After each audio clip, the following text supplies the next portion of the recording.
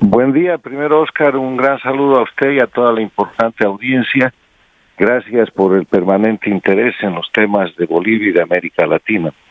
El tema es el siguiente: hemos contemplado desde el domingo pasado, desde el 20 de octubre, los americanos, los latinoamericanos y el mundo, lo que se ha venido a llamar el fraude electoral en tiempo real, en el cual Evo Morales, para evitar perder la elección, para evitar ir a la segunda vuelta, manejando todos los instrumentos del poder en Bolivia, incluido el Tribunal Supremo Electoral, que es un órgano de su control absoluto, paró el conteo electoral cuando no le alcanzaba lograr el 10% de diferencia sobre el segundo para ganar la elección en primera vuelta. Lo paró por 20 horas. Eso generó los reclamos de los observadores de la OEA, generó los reclamos de la Unión Europea, la opinión de Brasil y de Estados Unidos y otros países, en el sentido de que se pedía transparencia.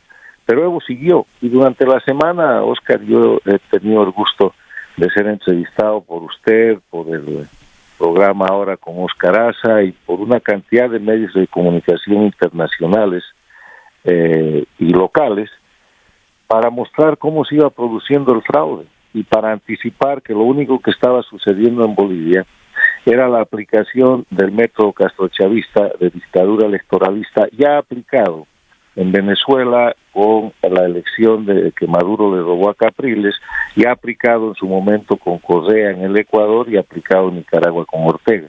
Y así ha sucedido. La semana nos ha dado lamentablemente razón, y Evo Morales ha consumado un fraude electoral en cámaras, en vivo y en directo, un conjunto de delitos flagrantes que constituyen fraude electoral, falsificación, falsedad material, falsedad ideológica, uso del poder en beneficio propio, prevaricato.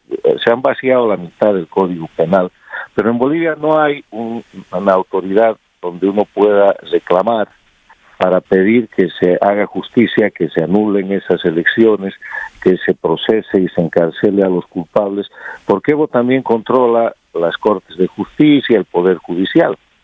No obstante esto, perdone que lo interrumpa, doctor, no obstante esto, estamos viendo en la prensa de Bolivia ahora, en la madrugada, entre otras cosas, que el secretario de Estado de Estados Unidos, Mike Pompeo, le ha dicho al gobierno de Bolivia: hacemos un llamado a restaurar la integridad electoral.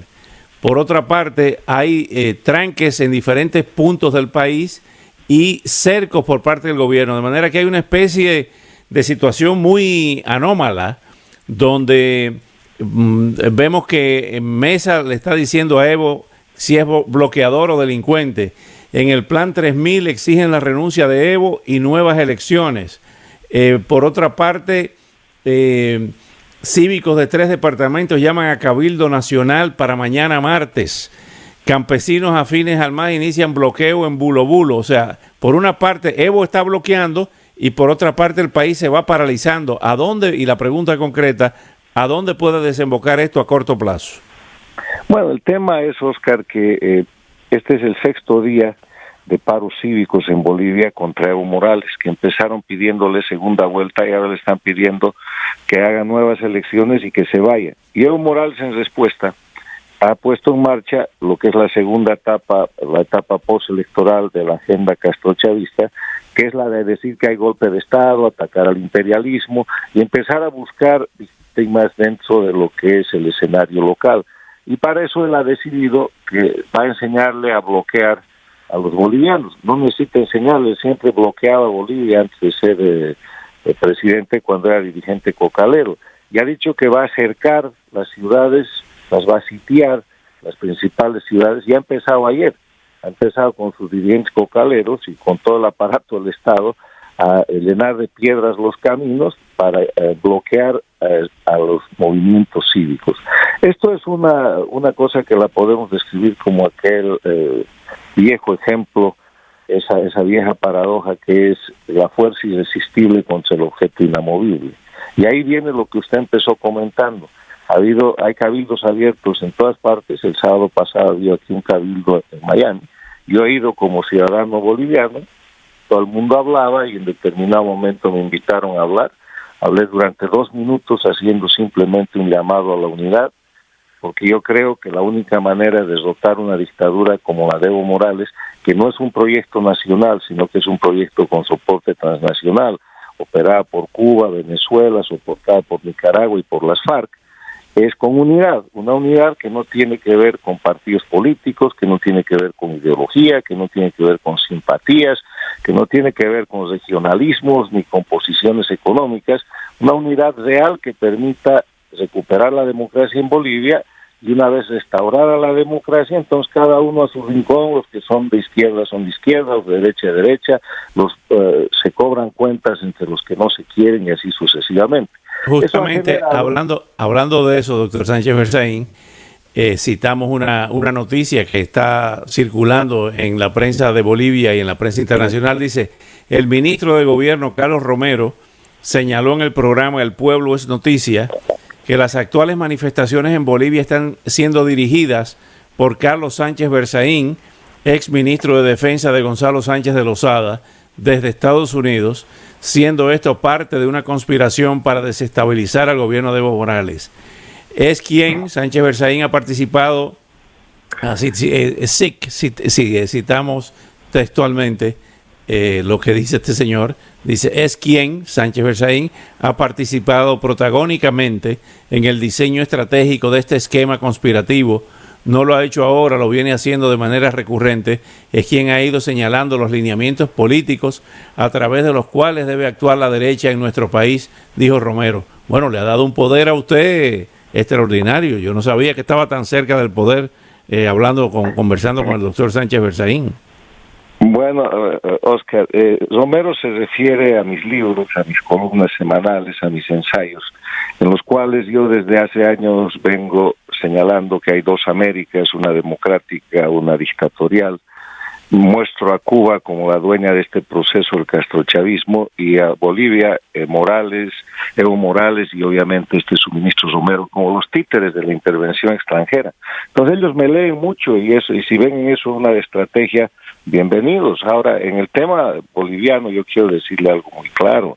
Es Bolivia movilizada, no es Sánchez Berzaín, es el pueblo boliviano que está cansado de la corrupción, del narcoestado, de la mentira, de la violación de derechos humanos, de que hayan presos políticos, de que haya exilio político. Si de algo vale este fraude en tiempo real que ha cometido Morales, es que ha puesto a Bolivia en el centro de la noticia mundial, porque estas cosas que estamos viendo en Bolivia pasan desde hace más de 10 años.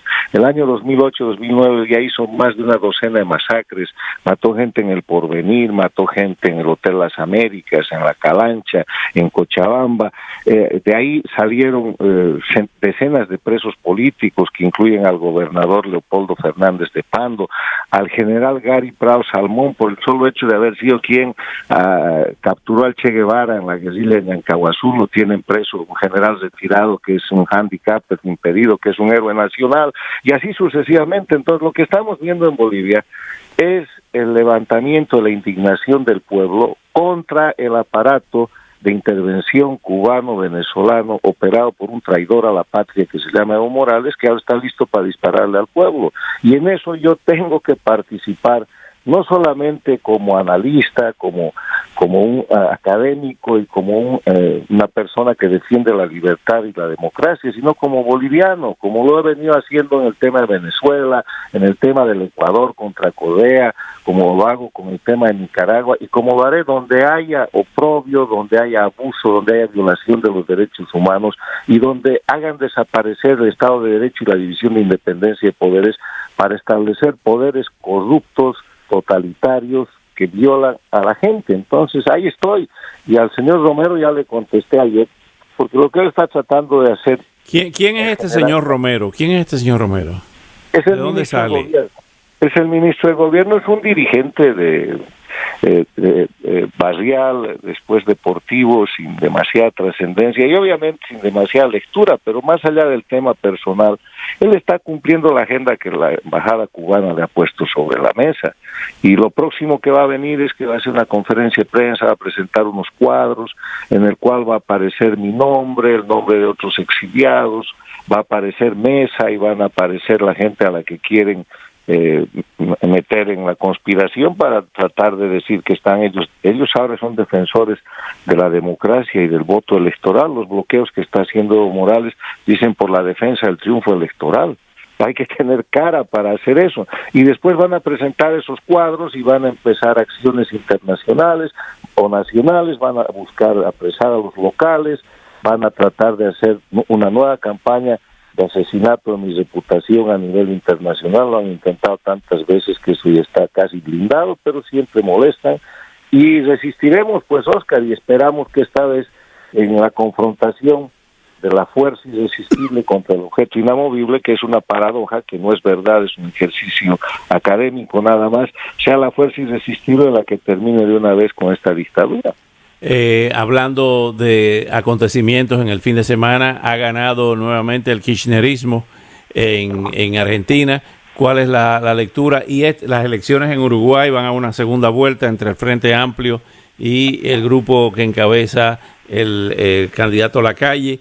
Y también lo que ha ocurrido en Colombia, donde en elecciones municipales 3 candidatos de izquierda han ganado, entre ellos la primera alcaldesa de Bogotá y un ex guerrillero de las FARC ha ganado, un ex guerrillero hasta el otro día ha ganado la alcaldía de su pueblo.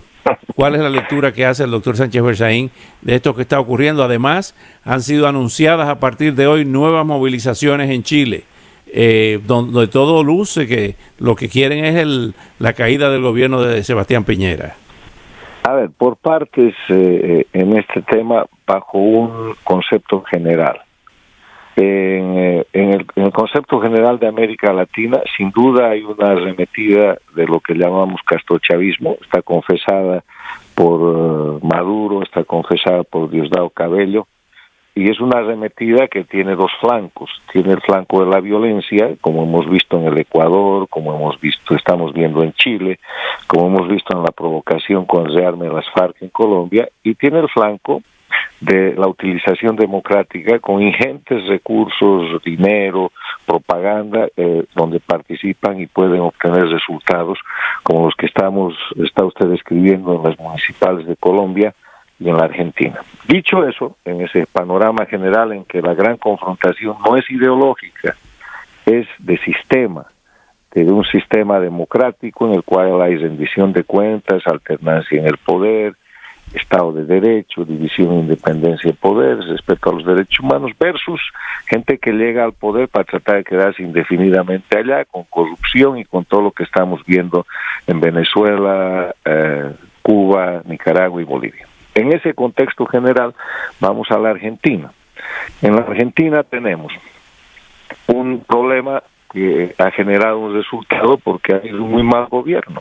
Los argentinos han sido llevados a votar entre el mal gobierno y el retorno de la delincuencia organizada, y ha ganado la delincuencia organizada, que se ha presentado muy bien porque ha conseguido una cara nueva, una persona que ha prestado el nombre, lo que los argentinos llaman un palo blanco, que ha tapado a la señora Kirchner, que es la persona acusada de corrupción, que de ir sola nunca hubiera llegado.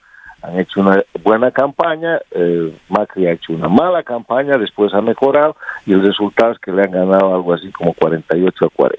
Perfecto. Pero la Argentina tiene institucionalidad democrática, tiene una solidez que usted comentaba hace un momento, que le permite tener resultados en tiempo real, ser transparente como corresponde. Ahora viene el gobierno de Fernández y Fernández de Kirchner, y la situación económica es terrible y la situación del país no ha cambiado. Veremos qué sucede ahí. De lo que queremos estar seguros en la Argentina es que terminado el mandato de los Fernández de Kirchner, va a haber de nuevo alternancia en el poder, y eso parece estar garantizado. Entonces es el pueblo argentino el que ha tomado esa decisión. Se observa con mucho cuidado el tema, y si hay respeto a la alternancia en el poder, y estos no se quedan otros 12 años con maniobras y no atacan de nuevo la independencia de los poderes y se mantienen en la línea, pues bienvenidos. Para eso es la democracia, para cambiar cuando los gobiernos lo hacen mal y para elegir a la persona o a los candidatos de la preferencia del ciudadano. Yo le digo que el diagnóstico político y económico en la Argentina es reservado, y ahí lo dejemos porque eso va a ir viniendo. En el tema de Colombia, yo creo que también hay una dinámica de ese tipo. Mientras lo que se llama socialismo del siglo XXI, castrochavismo, o si no este movimiento del Foro de Sao Paulo, opera con sentido de unidad y con sentido de real convicción en la toma del poder, en estos procesos electorales. Lo que se ha venido a llamar derecha opera dividida y opera además en base a una gestión de gobierno que es la del presidente Duque, que está dando más dudas que confianzas en este momento. Y eso se refleja en las elecciones, afecta a sus candidatos y a los que no son sus candidatos porque la gente quiere cambiar. Es la gente joven la que está votando y es la gente joven la que se permite, por ejemplo, elegir algo que hubiera sido imposible.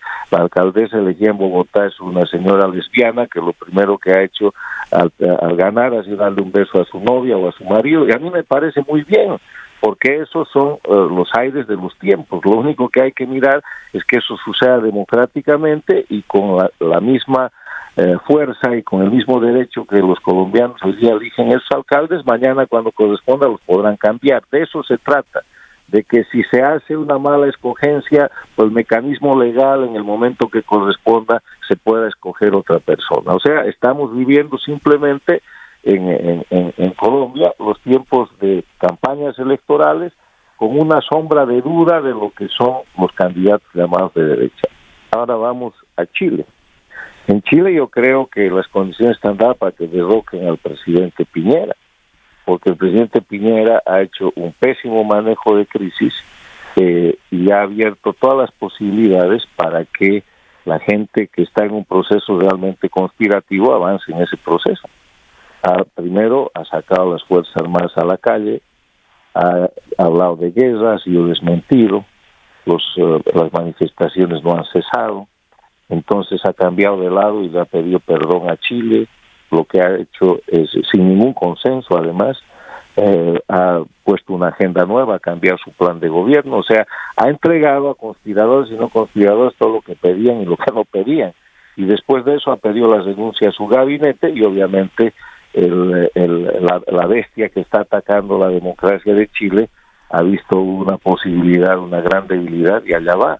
Yo creo que hubiera sido mucho mejor para el presidente Piñera convocar un diálogo nacional, tratar esto como lo que es, una dificultad, un desafío a la democracia de Chile, buscar dinámicas de consenso e inclusive como resultado de eso ir por el camino que fue de Gaulle. Charles de Gaulle, cuando sufrió en la década de los 60 un ataque muy grande de esta naturaleza, lo que hizo fue convocar elecciones y en la siguiente elección ganó ampliamente.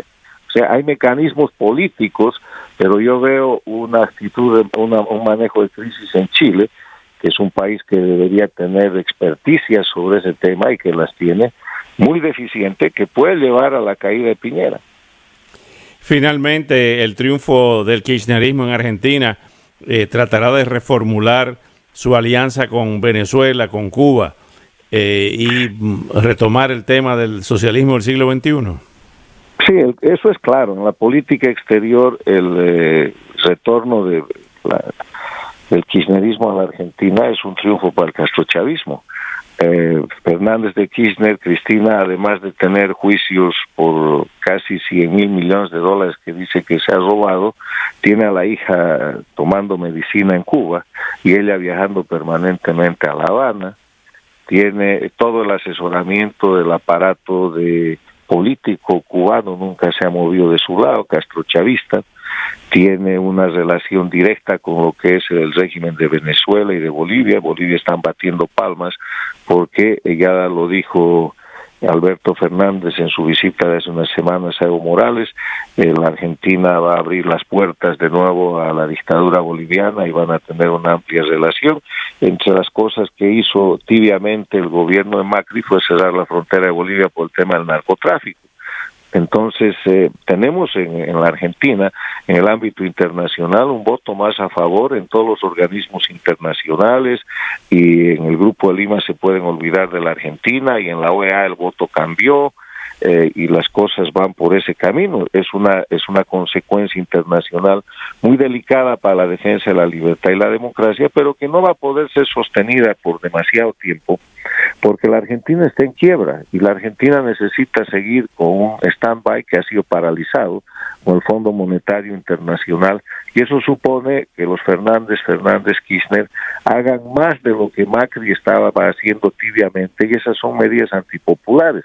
Y en la otra mano ya no tienen lo que tuvieron los Kirchner, un Chávez que cuando estaban en quiebra y absolutamente liquidados frente al Fondo Monetario Internacional, les dio todo el dinero en efectivo para que paguen al Fondo Monetario Internacional y saquen a Argentina de una situación de quiebra. Eso ya no existe. La Argentina hoy día está técnicamente en quiebra, y vamos a ver cómo sin el dinero del castrochavismo, porque ya se han consumido a Venezuela, pueden resistir. Y esa situación interna de crisis agravada por esta elección, porque esto no ha mejorado la posición de Argentina, sino que ha empeorado la posición económica internacional de la Argentina. Hay que ver nomás las bolsas y cuánta cosa hay. Pone a este triunfo del castrochavismo muy en tela de juicio, porque este tema es con dinero y con realidad económica, pero mientras tanto sí, ellos tienen un voto más. Argentina fuera del Grupo de Lima, Argentina cambiará su voto en la OEA y en las Naciones Unidas, y Argentina se abrazará rápidamente con Maduro. Ya veremos cómo Maduro lo reconoce y cómo Fernández, de repente, antes de tomar posesión, se reúne con el sistema dictatorial, y eso es grave porque ese es un nuevo foco de conspiración del cual debería preocuparse Chile, ¿no? Claro. Doctor Sánchez Berzaín, como siempre, un gran honor tenerlo en la mañana de hoy. Gracias por su gentileza, por su bondad. Y estamos en contacto, aquí seguimos. Y ahora usted sabe que estamos en la conspiración, según la dictadura de Bolivia. Mucho más honor, mi querido Oscar. Un gran por lo menos una conspiración abierta, no secreta. No, sale todos los domingos en los periódicos, se llama Análisis. Ay, Dios mío. Bueno, un abrazo. Hasta luego.